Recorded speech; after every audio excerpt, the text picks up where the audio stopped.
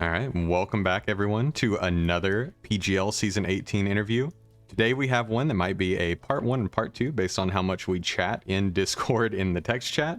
Today we have a long-time PGL veteran, the Season 12 champion, the season after I was champion, he became champion. World record holder for probably discussing the low tier picks, so we probably spent more time talking about what to do with our remaining 4 points on 2 mons than we do actually like picking things that will be brought to games. And then also the king of making week 0 transactions, always moving Pokemon around before the dust settles. Cham, how are you doing today? I'm doing well. Thanks for having me. Yeah, of course. Happy to have you here. I've been really looking forward to this one, honestly. I know we've discussed a lot in text chat. This is the first time we've ever talked like auditorily. It's kind of weird. Yeah, it is. I mean, I've watched some of your videos, right? So I knew what you sounded like, but this is probably a big surprise on your end. Yeah, and we could have had a Cham face reveal if I could have figured out how to get my webcam going, but that's just going to have to be something the rest of the PGL doesn't know about for now, I guess, except maybe Hall. It'll remain a mystery. Yeah, exactly. We'll keep that secret.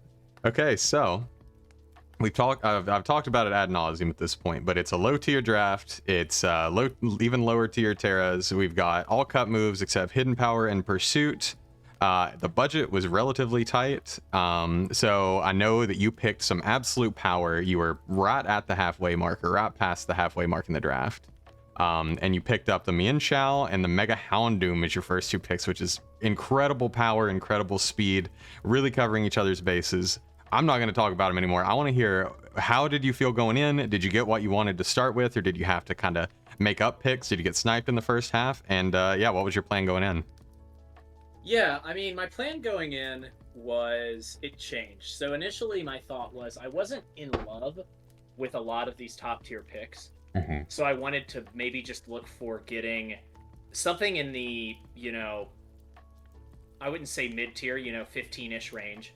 Mm-hmm. That I felt was invaluable. So one mon I actually looked at early for a potential just round 1 pick was Cyclizar. Mm-hmm. I feel like between speed and utility, it offered a bunch. Oh yeah. With that being said, I was in a position where I was not going to be available for the majority of the draft. Mm-hmm. So I had to draft up a plan with a bunch of contingencies. Yeah. and shared that with How Hatos. So that led to me really wanting to hone in on some top tier picks. So yeah, Mienshao round 1, I was picked 10, I believe. I think that was a steal. It is fast. Regenerator, of course, great Scarfer, great pivot. Fighting types are so, in my opinion, so pivotal in a format like this, and I think the quality does dip as you go down the board. So nabbing a good one that did also help out my speed tier a lot was big. And then right before I left and lost service, I was able to get Mega Houndoom, which I also felt, complemented Mienshao well. Yes. One thing I noticed on this board was there are not too many special breakers. There's tons of physical bulk that you can find, but Pokemon that have a special attack stat over 100 are not that common. So Mega Houndoom, of course, helps with that. Well, base 140, and that base 115 speed, that was a speed stat that I determined, I think, given what was available on the board, I was okay with that being my fastest mon. Its speed creeps base 130s. It's going to be faster than probably 80% of the Pokemon on an opponent's team every match, base 115. So in regards of the physical the physical special breaking power and then the speed tiers with my first 2 picks, I felt very satisfied, and I almost feel like both of those were a steal, getting them where I drafted them in rounds 1 and 2. Yeah, I completely agree with you. I think Mienshao going in the bottom half is like almost criminal because it's such a good Pokemon. Probably the best Scarfer, one of the best Scarfers easily on the board. Yeah, the Houndoom rounds it out really well, and I'm gonna put it up on screen. I haven't been doing a whole lot of editing lately because I've been so busy, but I have to put the screenshot, or if you have a different screenshot of the flowchart of going through. It's so funny how we just happen to start the draft when you're going to be in and out of signal, mostly out of signal for several days. And so can you give me a little bit more on kind of your decision-making process, building out the chart and sending it to Hall, hoping that you're going to get the picks that you want and the contingencies if things go before you can get them? Yeah, so I think the first two picks helped me out a lot in regards of getting my speed figured out, and then I could focus a lot on bulk and utility. Mm-hmm. So, in regards of bulk and utility, I was in somewhat of a weird spot where I felt I had to assign certain utilities to certain types Mm-hmm. based off of what I saw on the board. So, for instance, one thing I was honing in on was, okay, let's get a spinner. Yep. And I said, let's get a grass type spinner. And I liked Sandslash or Claydol. Mm-hmm. To fill that, I'd be satisfied with either. Yeah. They both cost about the same.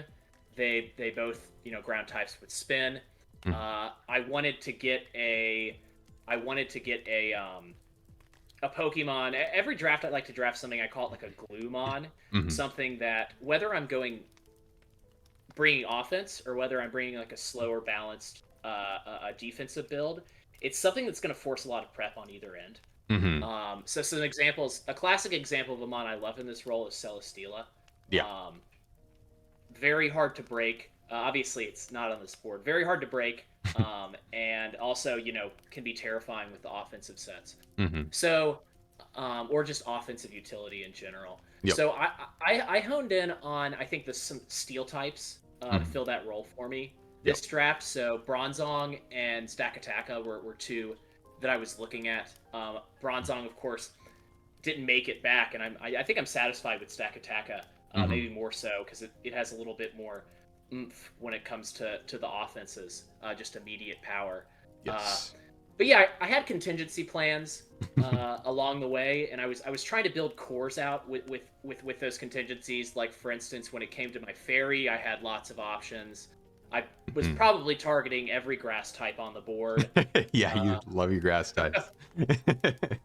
Yeah, I mean, yeah. And yeah, Go for it. the big pivot I was able to make, which I'm satisfied with, is that I always feel awkward picking a poison type that's just like a mono poison. Mm-hmm. I don't know what it is. I'm not sure stuff like Muck and Swalot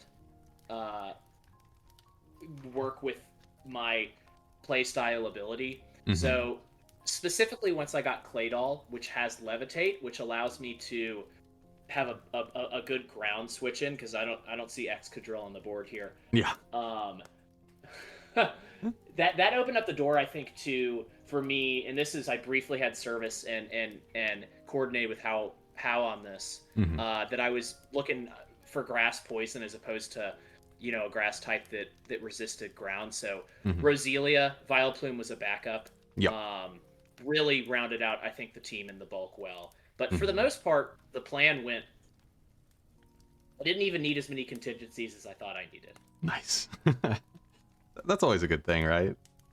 So, yeah, I mean, looking at your team, obviously very strong with those middle picks, the STAK. I didn't know it got as many moves as it got. I've never used it, to be honest with you, and so I thought it was just either Trick Room or 4 attacks, but it gets a surprising amount of like flexibility and things that it can do, given, it's a relatively new Pokemon. The Aromatisse is something that I was considering if it had gotten back to me. Obviously didn't. Yeah, I'm surprised actually it even made it to round 4, because it's probably one of the most consistent fairy types on the board. Also Can't be very taunted. surprised, yes. Yeah. So the fact that you picked that up round 4 is actually huge. And then Claydol, probably the master of utility, the double immunities to electric and ground, and just a deceptively deep move pool. Even if it's not the most offensive Pokemon in the world, if you can just slap everything super effectively, you're going to be chunking things down quicker than expected. So yeah, I think it's a very clean draft. I will get into your Terra captains, but I do want to say that there were definitely some moves here. So as I alluded to in the beginning, you were the only person to make the week 0 transactions, and in this league you don't get a grace period. So you did go ahead and use 3 of your 5 transactions for the season. You dropped the Frostmoth, the Kabutops, and the Minun for the Arctivish, Zebstrika, and Graveler. So can you tell me a little bit about your thinking on making that transaction before your week 1 game was even played? Yeah, so partially maybe it's just because I can't be satisfied, and I felt like I had to do something. But the the last, I think I made the last two picks. The other ones Hal made on my behalf based off of the flow chart I provided, Hmm. and I think that I think that I needed some more time to think about how I actually wanted my team to round together and what I needed. Hmm. Um, than I had the opportunity to in the draft. Yeah. So, for instance, Arctivish, uh, I am Water Weak. My Hmm. team is Water Weak. Hmm. Uh, Absolutely, it's Roselia, or you can just, you know, Starmie's out there, right? And I Yeah. don't think Roselia is going to help much with Starmie. Absolutely not. So having a water absorb is big. Hmm. It also I felt like synergized well under Trick Room with Aroma and STAK Attacka, which I guess that's also a play style that I've built around. I'm not sure how viable it is, but we're gonna have fun along the way. Yeah. Um, and then I I just thought Zeb Strika, it's just kind of a better captain It is. Yeah. than Kabutops. As much as I liked Kabutops, I having a good electric, multiple immunities, that speed, Hmm. access to Terra Blast, um, really big. Realistically, I had mine on. It's not Hmm. coming. Yeah.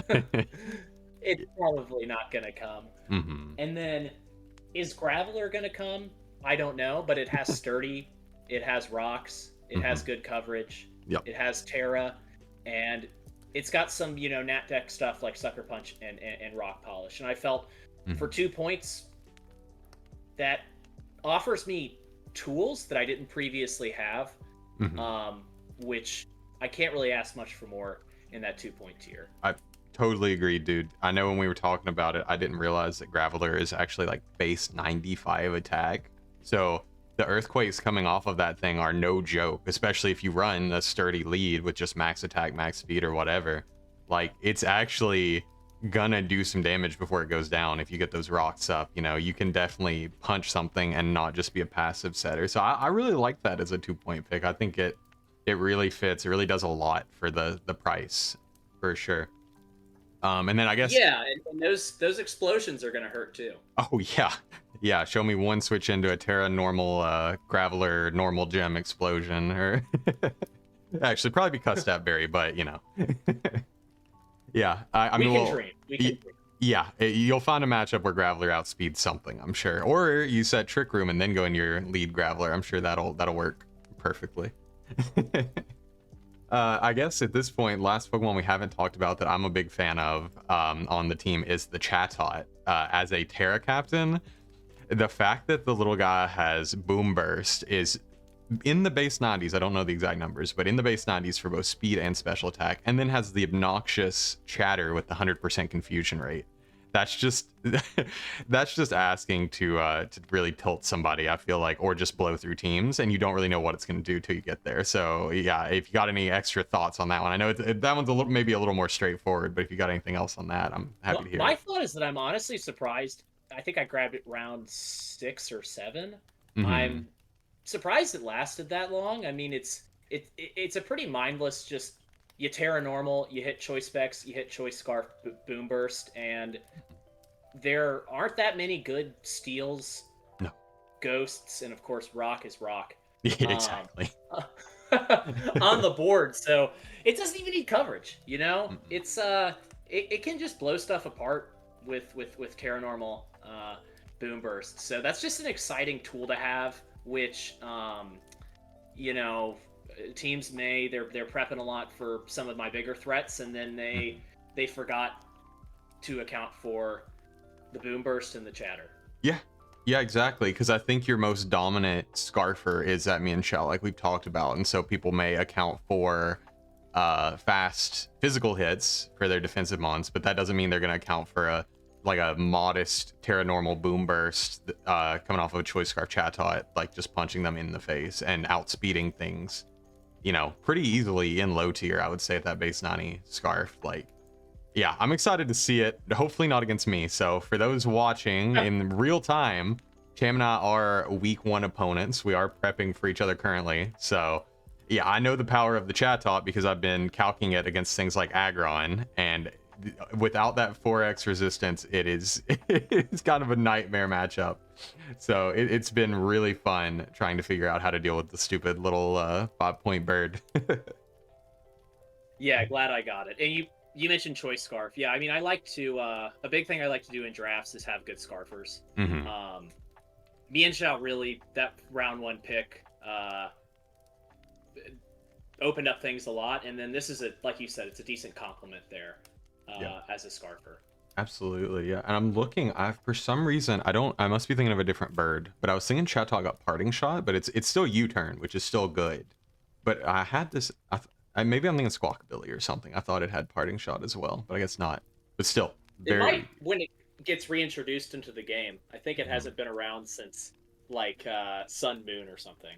Wow, yeah, he definitely needs to come back then and some updated moves for sure. But I mean, he's got more than enough on your team for this for sure. So next question. Normally, I'm kind of like asking how you think the team turned out. Well, actually, we'll go with that first. So overall with your team, I know you had the flowchart, someone else making your picks for at least some of them. I know you were able to get signal back like right before some of your picks, which was nice. Did your team turn out how you wanted it? We'll say post transactions, because I know, you know, obviously if you made transactions, you wanted some things more. So are you happy with it? And did anything get taken before you expected? Like, I know you said the bronze song was potentially on your list, but it went round 2. So were there other things like that that got taken earlier than you thought? Yeah, I mean, I didn't really expect to get Bronzong, honestly. It's such a good steal in this format, specifically with Nat decks. But, and then you and I were talking, I was expecting to get like round last pick Samurott. That didn't work out. Yeah. Might have been a blessing in disguise. I like my current team setup. Yeah, I would say, how do I feel about my team? I feel good. I think it's very well rounded. I mentioned how I like to have the ability to pivot into different play styles depending upon the matchup. You know, some teams are gonna have really fast, really strong Pokemon that you can't reasonably expect to check over many turns. Some teams are gonna have, like, for instance, Registeel, Colossal, and G-Weezing.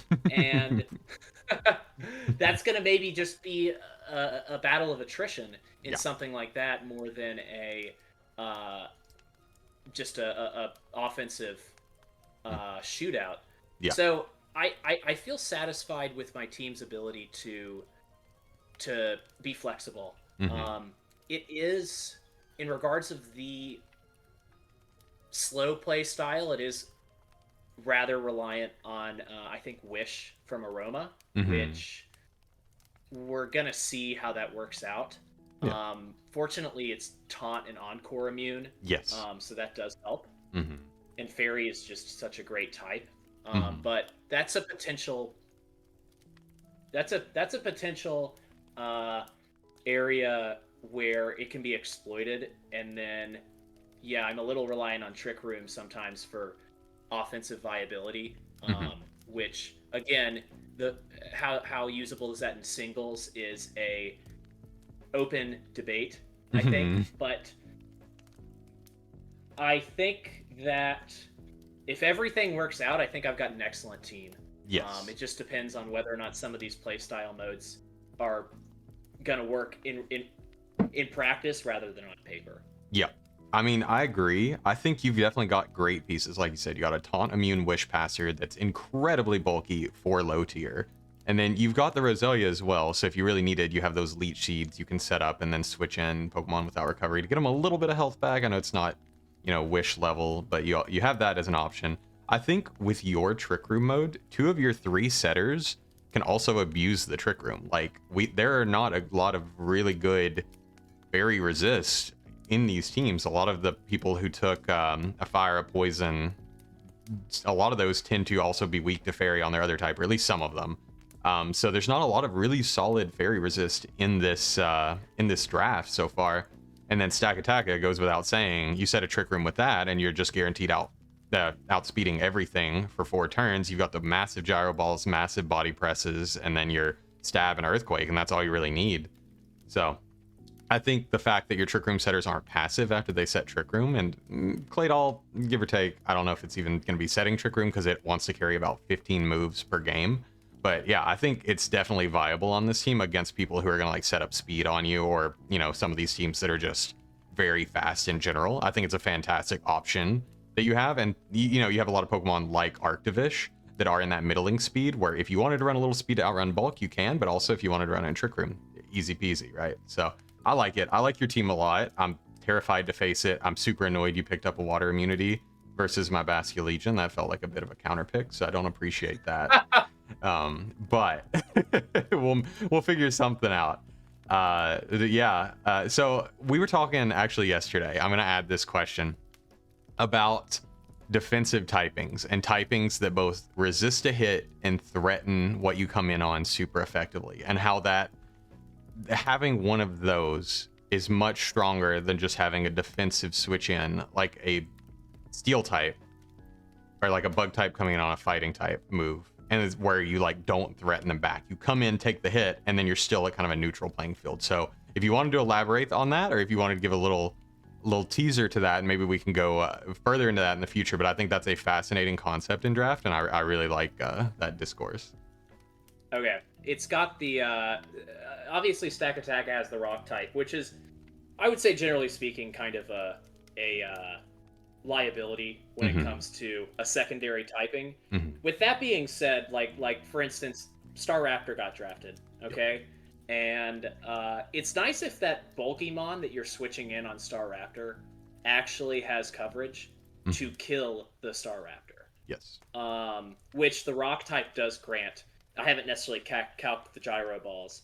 Maybe it doesn't need rock coverage. Maybe not. But stuff like that, right?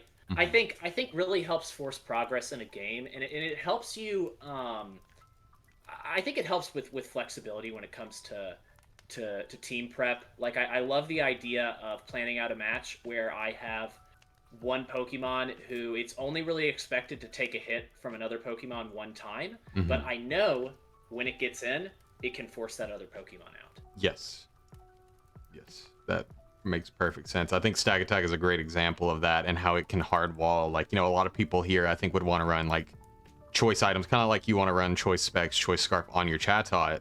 Like there are other Pokemon in this that are pretty viable running sets like that, but they're just hard walled by Stack Attack. It comes in, threatens the normals with body press, the flyings with rock coverage, threatens everything with gyro ball because it's like negative speed and really high attack, and, you know, can get out of hand so quickly. So I really like that philosophy. I do think we could definitely do like a podcast-esque episode on that in the future. I think that would be super cool, but that's for another time.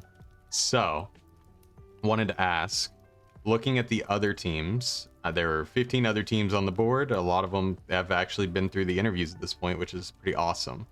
Are there any of them that stand out to you as scary or as exciting matchups? I don't know. You probably looked at your schedule at this point. What are the teams that were really standing out to you right now?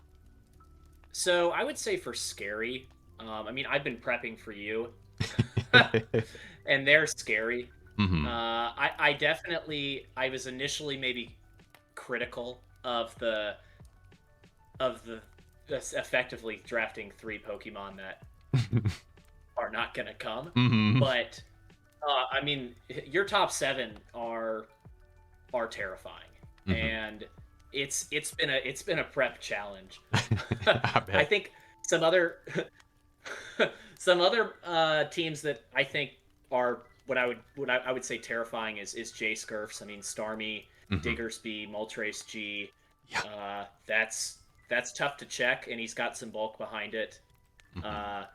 Enolers, you know, Staraptor, Shocks, Magmortar, and then great Terra Captains, great support around it. Yes. That's also scary. 2 teams that I think are maybe more unconventional, but I see that they just synergize really well are Hal's team. I'm gonna plug all the you know, The chat, the kitchen. all of the group chat here, Yep. but he's got a good team. It works for him, and it's very synergistic. And another one that I gotta admit, I think it's unconventional, but I would categorize it as is synergistic, if not a little scary as well, as Cram's team. Iron Leaves, Mega Bennett, and that's scary. And those Terra captains are going to be a nightmare to break. Tell me about it. Yeah, Probopass alone, think Terra fighting body presses and just trap every steal in the game and 1v1 them potentially.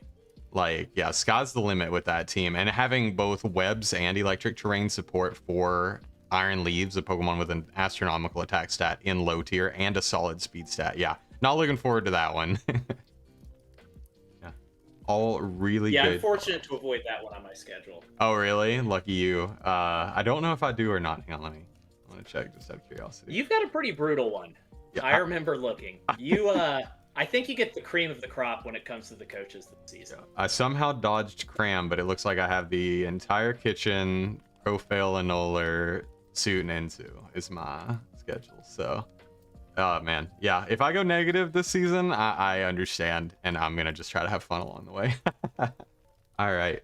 So, with that being said, a lot of Pokemon got taken, but a lot of Pokemon didn't get taken. So other than the 3 that you dropped, is there anything on the board that makes sense to you or that doesn't make sense to you that it's still there? So things, it could be high tiers, the Terra Caps, mid tiers. What stands out to you as something that it should have been taken during the initial draft? I've got like a list. Nice. So I'll just start. I mean, Heracross is scary. Moxie choice sets, Guts. It can run AV with Guts. It's got spikes. It's a scary Pokemon. I'm surprised it didn't get drafted. The 2 fire-flying flame body birds, Moltres and Talonflame. I mean, what they do is self-explanatory. One thing I'll say about Moltres is that special attack stat on this board is good. Yes. With that being said, they seem to be staples in a lot of, normal format Smogon Tour type teams, so I wouldn't be surprised if people are burnt out on them. Yeah, no, those stand out to me for sure because I'm playing in Smogon Tours and you barely ever see a team without one, and I was that problem team. I've taken Talonflame like every time and I'm so sick of it, so I totally with you there. But yeah, what else? All of the every grass that is 11 or 10 points, Tangela, Appleton, Gorgeist. I mean, big Gorgeist fan. They're just great. I mean, I haven't necessarily looked too much at some Thwacky. Terrain's good. Vileplume's good. I haven't looked too much at some of the grasses that were drafted. But those are. I definitely eyed in when I was looking at my plan. I can get a lot of value there. Yeah. And there was one Terra Cap that stood out to me. I mean, I think Misdreavus is good. Yes. Terra Houndoom is good. Just any immunity ability plus Terra. Yeah, exactly. I don't remember who it was, but Terra Vanillix, somebody pointed that out. Excellent. There's a lot of good Terra Caps that I think are still available, which offer a lot of flexibility for people that want to mix things up. Yeah, exactly. This board I think is really nice at letting people like really switch up their plays if they want, because it's Nat decks. We actually have some Pokemon that fill roles that weren't taken, instead of just if 3 Pokemon go that all filled one specific role, you're done. You don't get it. So I like that there's a little more flexibility. My initial plan was just draft Terra Vanillix super early and just spam Blizzard. Obviously went a different route, but I thought that sounded super fun, and I hope maybe somebody picks that up mid-draft, but we'll see. So yeah, I mean, it doesn't even necessarily need Terra Blast. Just Terra Ice Blizzard. Yeah. What else do you need, honestly? Like, what's an ice resist? Like, I'm pretty sure it gets freeze dry, so all the water types aren't gonna, actually resist it. It's got a base. Oh, it's only. It also gets Ice Shard. Oh yeah. Off of a decent attack. And I don't know if you noticed, there were a lot of dragons drafted. Yeah. Oh yeah. Yeah. So if you're listening and your team's not doing well, it's like week 2 and you're struggling against all the dragons. You heard it from us first. Take the ice cream cone and you'll thank us later. Cool. Yeah, that's a really good call out though. I like that a lot. So that is the interview. That's the questions we had today. Last one for you. Do you have any final thoughts? Anything you want to say to your fellow coaches going into the season, and anything you want to say to the audience? Excited to another PGL season. Mhm. Don't do it enough. Thank you, Meme, and it sounds like Ghost was involved for putting this all together. Mhm. I love these kind of boards, right? You really got to think about it. And I'm really excited. And thanks, Zan. This is a great thing you've set up. I think it really adds a lot to the community. Yeah, no worries. Like I've always said, I love giving back to the PGL. You guys got me back into draft after I pretty much fell out, and definitely had nothing to do with me winning the first season, but I'm very motivated to help this place prosper. I would, like you said, I'd love to see 2 PGL seasons a year at least, like because I feel like we have a lot of regulars. We always get a few newcomers to kind of slip in, and it's always just such a nice little community. Like there's never really any toxicity other than maybe a couple people trolling each other. And so yeah, I'm always here to support it and hoping it lasts 100 seasons at this point. Agreed. Nice. All right. Well, with that, we will close out. Thank you all for watching, and we will see you in the next one.